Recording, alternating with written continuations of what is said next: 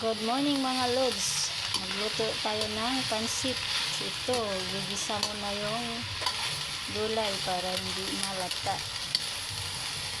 Gisa mo na yung half lang.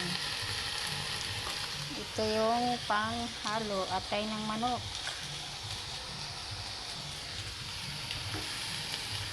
Sabi kasi kumain ng pansit, pangpahaba ng buhay.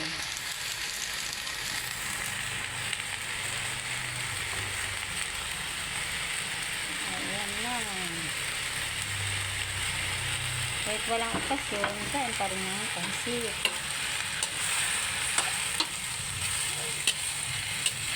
Ayan, luto na yata. Luto na yung ano natin. Gulay at hapsok lang yan. Hahanguin na para hindi malata. Saka igisa ang atay.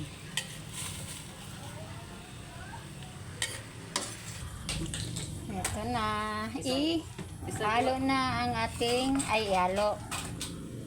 Igigisa na yung atay, bawang at ano lang yan, sibuyas.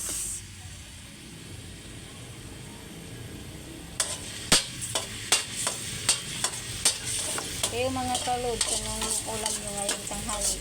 Ito yung amin, pansit.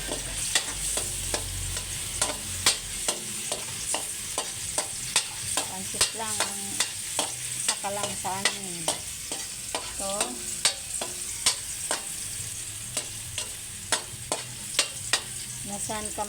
Nasaan kayo ngayon?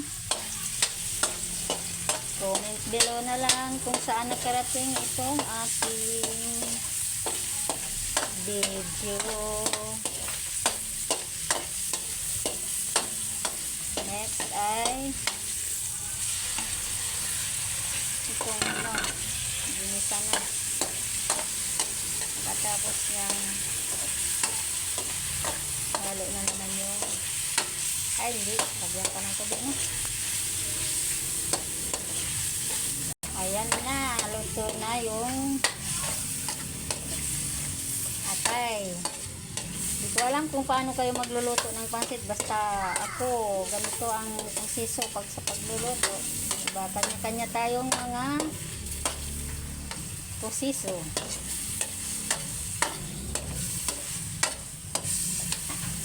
Lagyan na ng tubig para maluto. Okay, lagyan na po.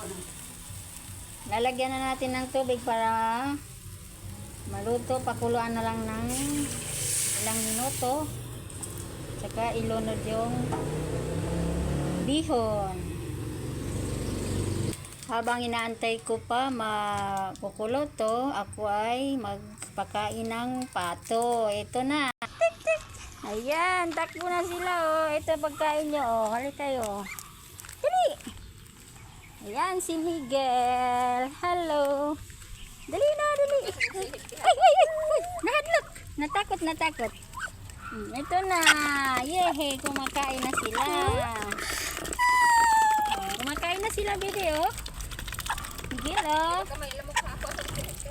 Oo, wa man na ni mo kwa na. Uy, bakit? Yes, ang lakas kumain. Pasok mo na yan, An. Na, kumulo na. Ating nang ilulunod ang ating ilulunod, ilalagay ang ating bihon. Ayan na ang bihon. Bihon lang, walang kanton. Okay lang yan, masarap na yan. Tapos konting halo-halo.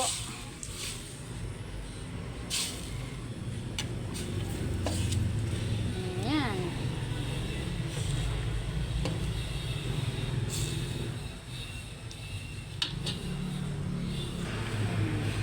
Ito na yung ating pansit.